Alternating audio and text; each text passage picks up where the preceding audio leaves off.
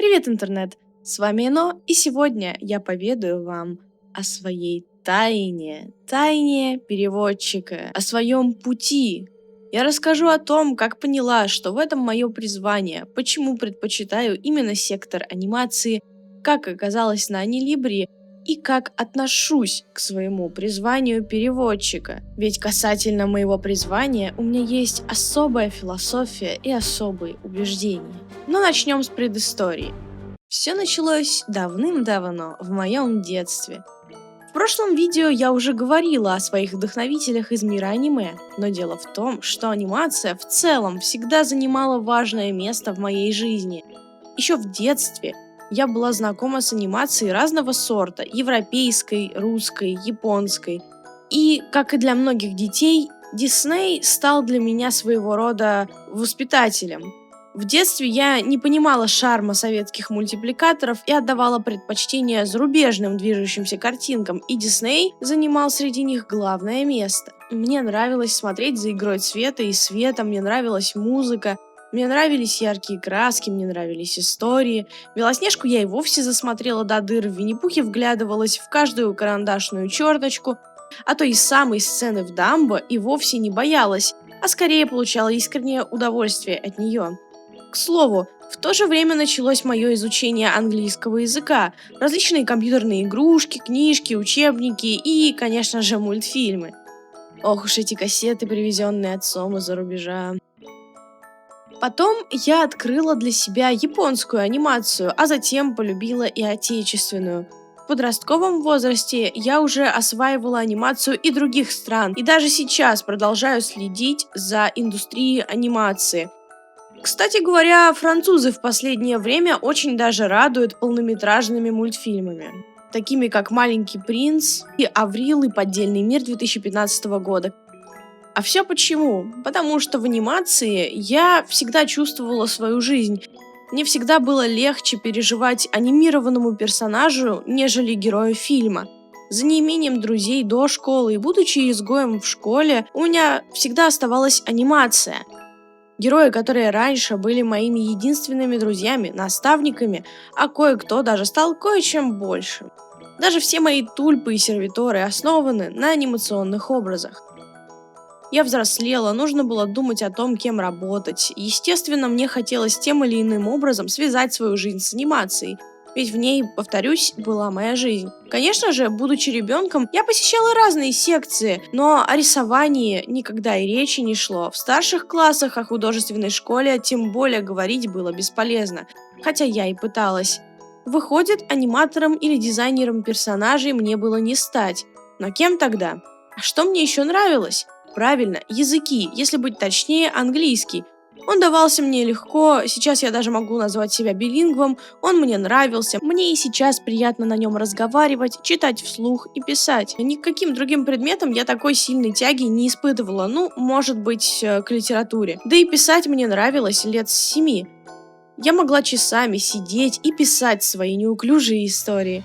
Тогда я и решила, что стану переводчиком. Ведь если я стану переводчиком, я смогу и с анимацией жизнь связать, и применить свои навыки. Да, я еще тогда думала о том, что было бы здорово когда-нибудь переводить шедевры таких студий, как DreamWorks и Disney.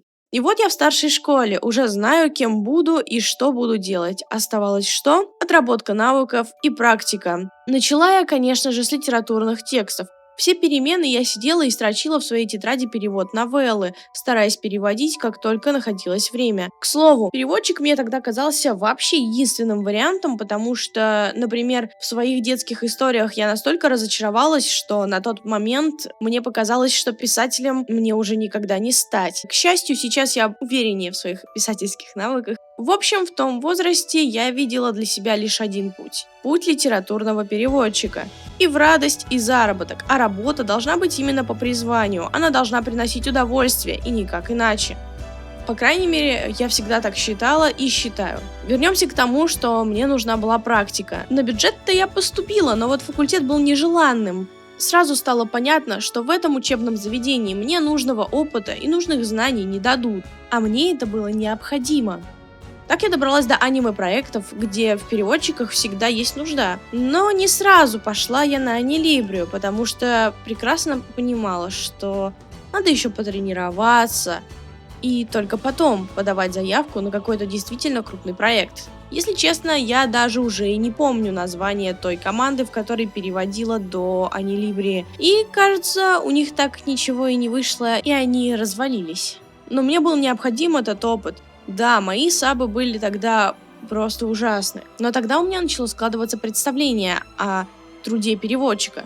По крайней мере, фансабера уж точно. Каково это вообще переводить аниме, совмещать это с учебой и другими делами, понять, как вообще происходит процесс перевода аниме. Все-таки от новелл этот перевод отличается. Информацию о тех самых своих первых переводах я почти полностью удалила из группы, так как считаю их недостойными чьих-либо глаз. Нет, серьезно, первый блин комом — это про мои первые переводы новеллы. И ведь они кому-то нравились.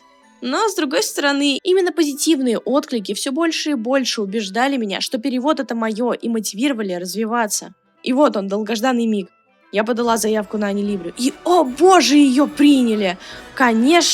Конечно, первое время я переводила с редактором и допускала много ошибок, отхватывала замечания, иногда мне хотелось плакать и просто бросить это все, иногда даже посещали мысли о том, что, возможно, нет у меня никакого таланта, не мое это призвание, вообще ничего не умею.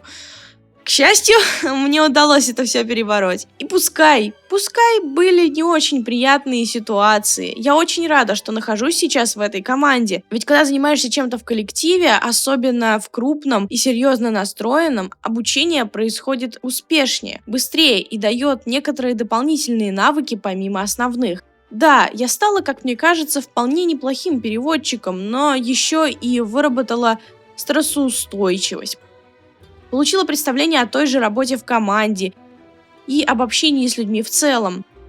Сейчас эти навыки приносят свои плоды при общении в реальной жизни, на каких-то конференциях, собеседованиях и прочем. Если честно, в какой-то период своей жизни мне даже хотелось стать затворницей и уйти с головой в писательство, чтение и переводы, но сейчас я не сожалею о том, что отказалась. Люди интересные, люди разные, с ними интересно общаться, за ними интересно наблюдать, с ними интересно заниматься общим делом. В целом, как многие могли заметить по тому, что я пишу и по некоторым переводческим видео, мне нравится изучать то, как устроено мышление человека, его психика, психология. Каждый человек прекрасен по-своему и открывает для меня что-то новое. А это важно, между прочим, не только для человека, но и для переводчика. Ведь в общении познается человеческая речь. Конечно, можно прочитать кучу статей и книг, но опыт, как мне кажется, это не заменит. И именно человеческая речь является одной из главных составляющих перевода. Если говорить об аниме, то речь — это ядро перевода. И без общения действительно хорошим переводчиком человек вряд ли станет.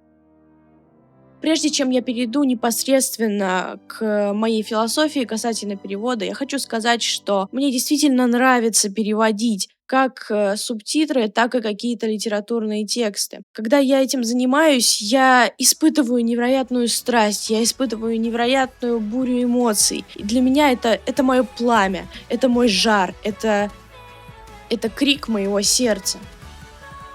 Теперь о моем взгляде на перевод.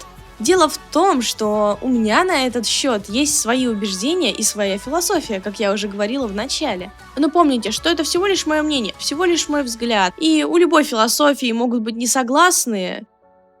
Я считаю, что литературный перевод — это искусство. Мы, переводчики, тоже творцы, хоть наше искусство иное. У каждого из нас есть свой заметный почерк, свое видение. Даже когда я смотрю профессиональный дубляж, я могу почувствовать, когда переводчик поменялся. Чувствую вот эти вот легкие штришки, если так можно выразиться, которые поменялись. Один и тот же текст можно перевести совершенно по-разному, и каждый вариант будет чудесен. Каждый будет привносить что-то свое, хоть и передавать изначальную суть. Наша задача — рассказать истории, но на родной манер. Многие считают, что переводчик — это живой инструмент, но это не так. Мы художники. И как же мне обидно видеть, что в фильмах не озвучивают имя переводчика, а в книгах имя переводчика значится мелким шрифтом, И найти его можно только когда уже откроешь книгу. Это отношение абсолютно не нравится и непонятно. Мы не инструменты, мы люди, которые тоже делают вклад в искусство и культуру. Я мечтаю о том, что когда-нибудь люди это признают. Я мечтаю изменить все общепринятое мнение о переводчиках как о машинах. Нам пора выйти из тени и показать, как ярко сияют наши сердца. Мы достойны большего.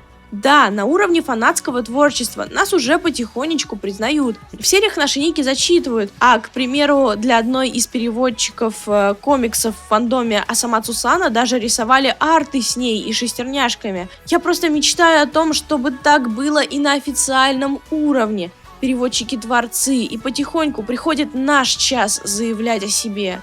Переводчики достойны большего внимания. Когда-нибудь настанет наш час. С вами была Эно, мечтательный переводчик. Ставь лайк, подписывайся на канал, вступай в группу ВК и поддержи переводчика на Патреоне, чтобы видео выходили чаще и качественнее. Еще услышимся!